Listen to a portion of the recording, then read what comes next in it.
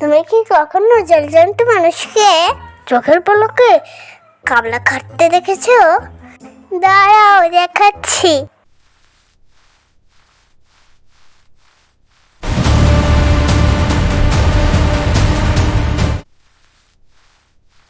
ওই গাধা, তোর খালাম্মার আসতেছে।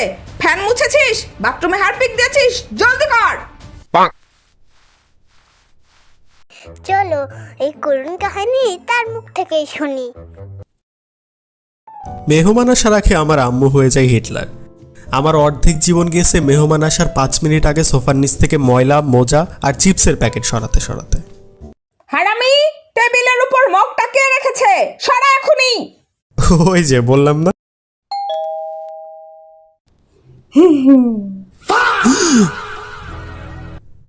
আরে ভাবি আসছেন?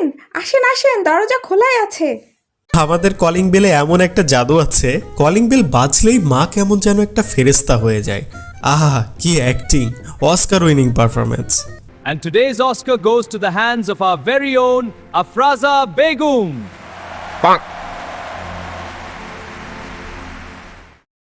A few moments later. তা বাবা শিফু, সারাটা দিন তো বাসায় দেখি, তো করোটা কি এখন? জবের কি খবর? জি আন্টি, একটু বাইরে যাওয়ার প্রস্তুতি নিচ্ছি। তো যাও, ধরে আছে কে? হ্যাঁ, পুচকি তো ঠিকই কইছে, যাও। না আন্টি, আসলে দেশের বাইরে যাওয়ার প্ল্যান করছি আর কি। ও বুঝছি, দেশের বাইরে গিয়ে উঠ চড়াবা। না আন্টি, অতটাও যোগ্যতা নাই। উঠে হিসু পরিষ্কার করবে। কেন, পড়ালেখা করো না নাকি? এসএসসিতে 3 বার ফেল করেছে।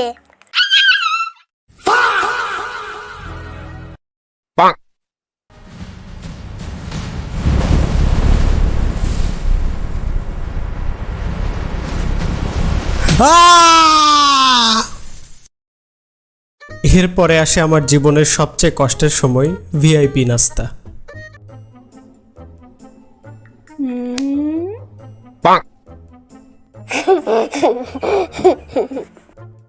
আরে ভাবি, শিফুরেও একটা দেন না। নাও বাবা, তুমি একটা নাও। আরে না না ভাবি, ও খাবে না, ওর না পেট খারাপ। হ্যাঁ, কাল থেকে আজ পর্যন্ত 20 বার টয়লেটে গেছে। আমার কবে পেট খারাপ হলো আমি নিজেও জানি না। নিজের বাসায় বসে নিজের খাবারের দিকে তাকিয়ে থাকা, এর চেয়ে বড় ছ্যাঁকা আর দুনিয়াতে নাই ভাই।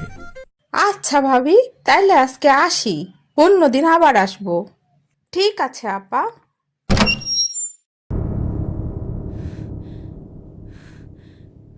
কিরে, তুই নাকি এসএসসিতে 3 বার ফেল করছস?